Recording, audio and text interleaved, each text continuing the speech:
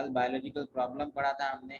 अभी सब लोग अपने माइक म्यूट कर लें, लास्ट में मैं क्वेश्चन ले लूँगा आप लोगों से। बायोलॉजिकल प्रॉब्लम पढ़ा था, बायोलॉजिकल प्रॉब्लम बायोलॉजिकल मेथड पढ़ा था हमने। बायोलॉजिकल मेथड के स्टेप्स कौन कौन से थे, उसमें रिकॉग्निशन था, ऑब्जर्वेशन था, हाइपोथेसिस था, डिडक्शन है, एक्सपेरिमेंटेशन है, समराइजेशन ऑफ रिजल्ट है और रिपोर्टिंग है या पब्लिकेशन है।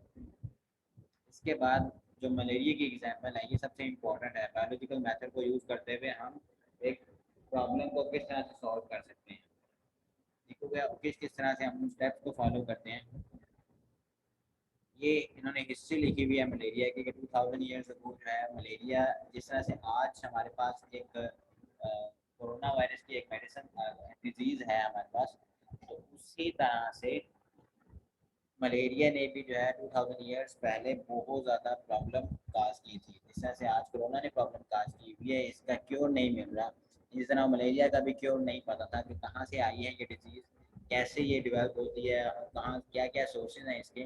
तो उसके बाद इन्होंने क्या कहना है, साइंटिस्ट ने क्या कहना शुरू कर दिया, इसका जो नेमिंग इसको दी थी मलेरिया।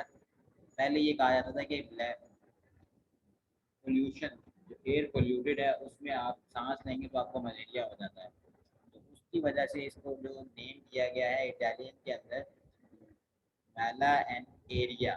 मैला means bad and aria means air. Malaria इन जो है ना दो वर्ड से मिलके बना है, मैला एंड एरिया। ये जो है ना इसमें बैड एयर, इसका जो है ना अगर हम वर्ड का मीनिंग बताएं तो इसका बैड एयर।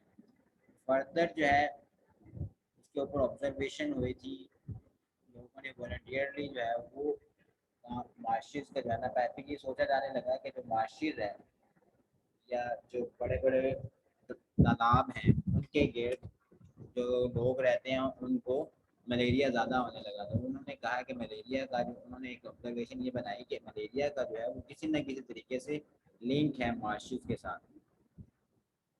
तो कुछ लोगों ने क्या किया कि वॉलंटियरली मार्शेस का पानी पिया। उनके बाद उनको टेस्ट किया गया, उनको देखा गया, उनको ऑब्जर्व किया गया, तो उनके अंदर जो है मलेरिया डेवलप नहीं हुआ। तो उन्होंने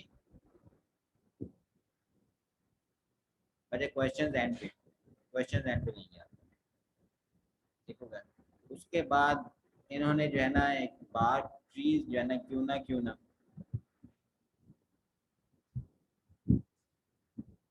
ना ट्री की जो बार्क है उसको भी जो है ना मतलब मलेरिया के लिए जो है बेनिफिशियल किया गया कि मलेरिया की डिजीज़ के अंदर जो है ना ये काफ़ी फ़ायदेमंद साबित होती है और ये डिजीज़ ये क्योर के तौर पर काम कर सकता है। और इस तरह एक और दरख्त की जो है ना बार्क थी, सिंकोना जो ट्री था, उसकी बार के लिए भी जो है ना इन्होंने यूज़ किया। तो देखा गया है तो सिंकोना बार जो है वो ज़्यादा मलेरिया को ज़्यादा अच्छे से ट्रीट कर रही है, ठीक हो गया। तो इस वजह से इन्होंने जो ऑब्जर्वेशन बनाई थी, हमारे पास जो ऑब्जर्वेशन बनाई थी, ऑब्जर्वेशन ये थी, in the last part of 19th century many different causes of malaria was being suggested. By that time there were four major observations about malaria. First observation थी हमारे पास, मतलब जितनी भी ऑब्जर्वेशन दी गई थी उनमें से जो ज़्यादा एक्सेप्टेबल या ज़्यादा अप्रोप्रिएट लगती थी वो यहाँ पे उन्होंने मेंशन की है। Malaria and marshy areas have some relation. क्योंकि पहले ये सोचा जाता था कि जो मार्शी एरियाज हैं उनका किसी ना किसी तरह से मलेरिया काज करने के अंदर वो प्ले करते हैं, लेकिन उन्होंने एक ऑब्जर्वेशन ये दी थी, malaria and marshy areas have some relation. उसके बाद quinine is an effective drug for treating malaria, ठीक हो गया। ये जो है क्यूना बाग से जो ड्रग तैयार की जाती थी वो मलेरिया को ट्रीट करने के लिए काफ़ी बेनिफिशियल जो है ना, काफ़ी इम्पोर्टेंट ड्रग के तौर पर सामने आई। उसके बाद इन्होंने कहा है जो वॉलंटियरली लोगों ने किया था, पानी पिया था जिन वॉलंटियरली, उन्होंने ये देखी, drinking the water of marches does not cause malaria. मतलब उनके अंदर क्योंकि मलेरिया डेवलप नहीं हुआ था, उन्होंने कहा था कि मार्शेस के पानी की वजह से ये नहीं हो रहा। And Plasmodium is seen in the blood of malarial patient.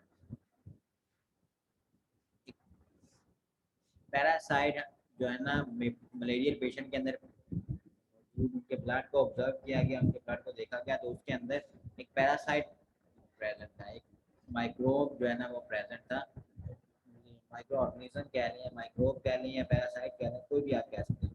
तो वो जो है प्लाज्मोडियम, उसका नाम इन्होंने प्लाज्मोडियम दिया। ठीक हो गया।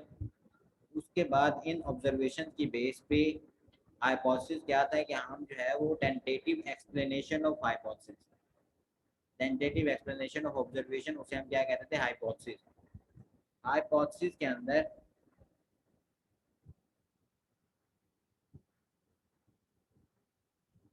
हाइपोथेसिस के अंदर जो इन सब ऑब्जर्वेशन की बेस पे एक हाइपोथेसिस बनाना था, इन्होंने एक हाइपोथेसिस ये दिया, Plasmodium is the cause of malaria. ठीक हो गया। ये एक हाइपोथेसिस दे दिया इन्होंने। देन इसकी बेस के ऊपर एक लॉजिकल स्टेटमेंट बनानी थी। इस स्टेटमेंट को यूज करते हुए हमने एक लॉजिकल स्टेटमेंट बनानी थी जिसे हम क्या कहते हैं, डिडक्शन। ठीक हो गया। जो चेक कर सकती है कि आया हमारा जो हाइपोथेसिस है वो ट्रू है या फॉल्स है। ठीक हो गया। अब इसमें उन्होंने बताया कि जो इसके लिए जो है ना लॉजिक यूज किया जाता था, आपको लास्ट कल मैंने बताया था इसके अंदर कि इफ और देन यूज होता है। इसके अंदर लॉजिक के लिए इफ एंड देन यूज होता है। इसके अंदर देखें, if malaria is the cause of if plasmodium is the cause of malaria, then all patients ill with malaria should have plasmodium in their blood। समझ गए। अगर तो मलेरिया जो है वो प्लाज्मोडियम की वजह से डिजीज पैदा हो रही है, तो जितने भी मलेरियल पेशेंट हैं उनके ब्लड के अंदर किसी ना किसी तरीके से हम चेक कर सकते हैं कि जो है ना मतलब प्लाज्मोडियम जो है उनके ब्लड के अंदर है या नहीं। तो देखें, ये ऐसी स्टेटमेंट थी जिसको हम एक्सपेरिमेंट से प्रूव भी कर सकते हैं। एक हाइपोथेसिस आपने बताया था ना कि हाइपोथेसिस क्या होना चाहिए, फिजिबल भी होना चाहिए, उसको हम एक्सपेरिमेंटली प्रूव भी कर सकें। ये जो आप लॉजिकल स्टेटमेंट उससे बनाएंगे वो स्टेटमेंट भी प्रूव हो सकती है, उससे भी पता लग जाएगा आपको ये स्टेटमेंट प्रूव हो सकती है या नहीं। तो आगे देखिए, उन्होंने एक्सपेरिमेंट किया। एक्सपेरिमेंट के लिए उन्होंने क्या किया, दो ग्रुप बनाए, एक कंट्रोल ग्रुप था और एक एक्सपेरिमेंटल ग्रुप था। कंट्रोल ग्रुप में क्या हुआ कि 100 पेशेंट जो है वो मलेरियल पेशेंट को लिया उन्होंने, 100 जो है वो हेल्थी पीपल जो है ना उनके ब्लड सैंपल किए, रैंडमली जो है वो उनके ब्लड सैंपल किए।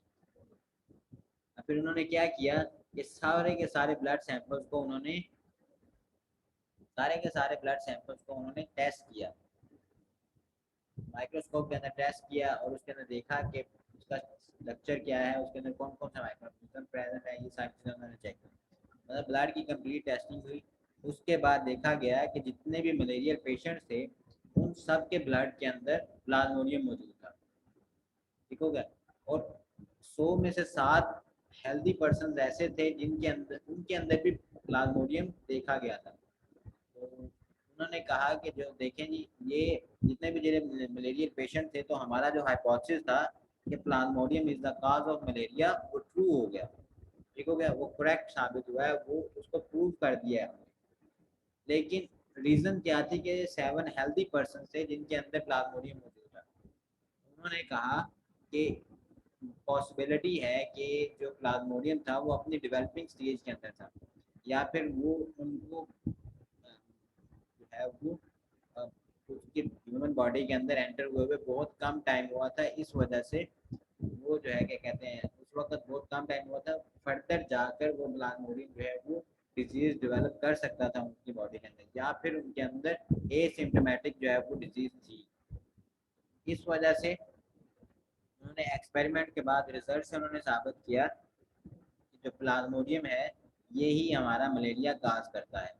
ठीक हो गया, ये उन्होंने रिसर्च के अंदर साबित कर दिया। बच्चे आज के लिए यही एक एग्जांपल है। नेक्स्ट जो एग्जांपल है, इसके बाद फर्दर स्टडीज हुई थी कि प्लाज्मोडियम ह्यूमन बॉडी के अंदर एंटर किस तरह से होता है। उसको जो है ना फिजिशियन था AFA किंग, उसने जो है वो ऑब्जर्व किया था। ये एक्सपेरिमेंट जो है AFA किंग ने आगे कंटिन्यू किए थे। तो जो नेक्स्ट क्वेश्चन था, ये नेक्स्ट प्रॉब्लम थी, how plasmodium gets into the blood of man. ठीक होगा, ये नेक्स्ट प्रॉब्लम था हमारे पास। इस नेक्स्ट प्रॉब्लम को हम कल डिस्कस करेंगे। इसमें भी सारी ऑब्जर्वेशन बनती हैं, डिडक्शन हाइपोथेसिस बनता है, डिडक्शन बनती है, उसके बाद जो है हमारे पास एक्सपेरिमेंट कंडक्ट होते हैं और रिजल्ट्स हम फाइनलाइज करते हैं। ठीक हो गया बच्चे।